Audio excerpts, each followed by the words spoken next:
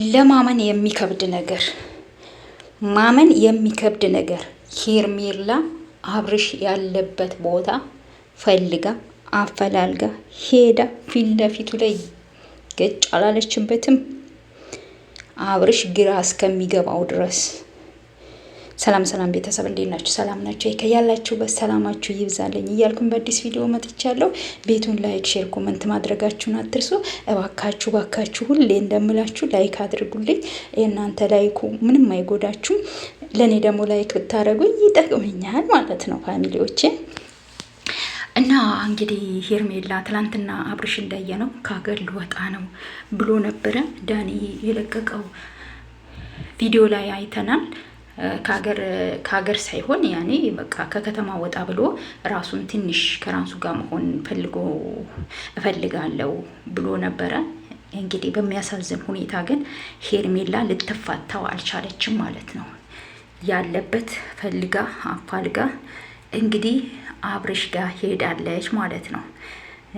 በጣም የሚገርም ነው። እንግዲህ አላቅም፣ ወይስ አብርሽ እያስመሰለ ነው ያለበት ነግሯት ነው ወይስ የምርም ሳይነግራት እሷ አፈላልጋው መጥታ ነው የሚለውን ነገር እስከ መጨረሻ ድረስ ከኔ ጋር ሁኑ ማለት ነው።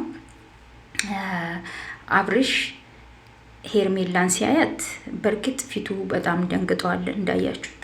አሁን የደነገጠው የሄርሜላ ግን አይን አውጣነት እንግዲህ እዚህ ጋር ምንም ቢያረግ መቼም ቢሆን አልፋታም ብላ ከትዳሩ ጋር አብረው እንዳይሆን የምታረገው ጥረት ብቻ ሄርሜላ ልብ ብላችሁ ተመልከቱ። የምታደርገው ጥረት አሁን ትላንትና ከትላንት ወዲያም እንግዲህ አብርሽ ላይ የምናየው ስሜት ይሄን አክል ለሩታ ጥላቻ የለውም። ትላንትና ራሱ ቻው ምናምን ሲላት አይታችኋል። እመጣለሁ ብዙ አልቆይም ለ2 ቀን ብቻ ነው ልጄን አደራ ምናምን ሲላት ሰምታችኋል። ጥሩ ፊት ነው እያሳያት ያለው እንጂ መጥፎ ፊት አይደለም እያሳያት ያለው። እንግዲህ የእሷ ጥረት ደግሞ ውሽሚት አይደለች መቼስ። የውሽማዎች ስራ የሰውን ትዳር ማፈናቀል፣ ሰውን ወደ ተሳሳተ መንገድ እንዲሄድ ማድረግ ስለሆነ እንግዲህ እሷ ደግሞ ይሄንን ነገር አይታ ደስ ስላላላት ይሄንን ነገር እንግዲህ ልታደበዝዝ ልታጠፋ ከቂጥቂጡ አልጠፋም ብላለች። ሲጀመርም እኮ ልጁ በግድ ፈልጓት በግድ ጠይቋት ሳይሆን ሄደው እሷ ፈልጋ በግድ ጎትታ እኮ ነው ወደ እሷ ገመድ ያስገባችው። አብርሽ የምናውቀው ነገር ነው። ለምን ይዋሻል? አብርሽ በግድ ጎትታ ወደ እሷ ህይወት አስገባችሁ እንጂ ፈልጓት የሄደ ወንድ አይደለም። ከዛም በተጨማሪ ደግሞ ብዙ ጊዜ ከህይወቴ ውጪ ብሎ አስወጥቷት፣ ግን መልሶ ሲሄድ እዛው ጋር ቁጭ ብላ የምትጠብቀው ሴት ናት ይቺ። በቃ ሄርሜላ ትክክል አለመሆኗ ራሱ እዚህ ጋር ማየት ትችላላችሁ። አይ ይሄ ልጅ በቃ እኔ ከህይወቱ ልውጣና የራሱ ህይወት እንዲኖር እኔ በቃ መንገድ ልክፈትለት እንኳን አላለችም። በመጣ ቁጥር እዛ ጋር ቁጭ ብላ ነው የምትጠብቅ፣ ወደ እሷ እንዲቀርብ ነው የምታደርገው። ይሄንን ደግሞ ሽሚት ማለት ነው። ሰው የዘራውን ማጨዱ አይቀርም። ይሄ የዘራሽው ሁሉ ታጭዲዋለሽ። ገባሽ? ልጅና አባት የለያየሽ፣ ህፃን ልጅና አባት የለያየሽ፣ ባልና ሚስትን የለያየሽ፣ በጣም የሚዋደዱ በጣም የሚፋቀሩ ባልና ሚስትን ያራራቅሽ፣ ትንሽ ክፍተት በመሀላቸው ተፈጥሮ ያንን ክፍተት የበለጠ ክፍተት እንዲኖረው ያደረግሽ ሰውነሽና ለዚህ ሁሉ የዘራሽው ታጭጃለሽ። ገባሽ? የሰው ልጅ የዘራውን ከማጨድ መቼም አያመልጥም፣ መቼም ማለት ነው።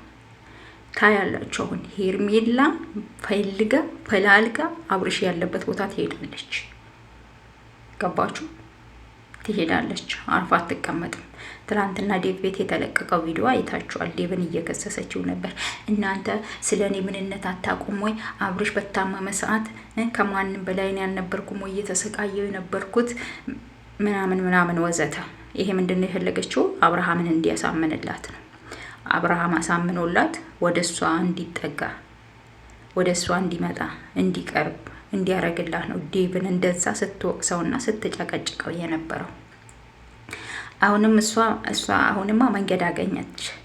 ዴቭንና ብዙዬን በእጇ ይዛለች እና በእነሱ በኩል በቃ ከሷ ጋር ፍላጎቷ ከሷ ጋር እንዲያቀራርቧት ነው።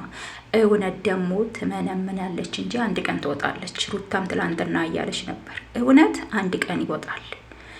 ያ እውነት ሲወጣ ግን እኔም ኡፌ ብዬ ደስተኛ ሆኜ ደስተኛ ህይወት እኖራለሁ እያለች ነበረ። የምር ይቺን እውነት ይወጣ ግን ታያላችሁ። እኔ ሄርሜላ በዚህ ነገር ላይ ተጠያቂ ካልሆነች በዚህ ነገር ላይ አብርሽ ወደ እሷ እንዴት ሄደ? ከሷ ልጁና ሚስቱ ጠልቶ ወደ እሷ ብቻ እንዴት ሊታይ እሷን ብቻ ሊያይ እንዴት ቻለ? ይሄ ሁሉ ጥያቄ ጠይቁ ጭንቅላታችሁ። ለዚህ ሁሉ ተጠያቂ የምትሆነው ሄርሜላ ናት። ታያላችሁ። አለም ምናለች ትላላችሁ። መጨረሻ ላይ የዚህ ሁሉ ጉድ ሄርሜላ ካልሆነች፣ የዚህ ሁሉ ነገር ሴራና ጠንሻሽ ሄርሜላ ካልሆነች ታያላችሁ ማለት ነው። እንግዲህ ለዛሬ ይሄን አክል ካልኩ ይበቃኛል። በቀጣይ ቪዲዮ እስከምንገናኝ ደህና ሁኑልኝ። ቤቱን ላይክ፣ ሼር፣ ኮሜንት ማድረጋችሁ እንዳትረሱ።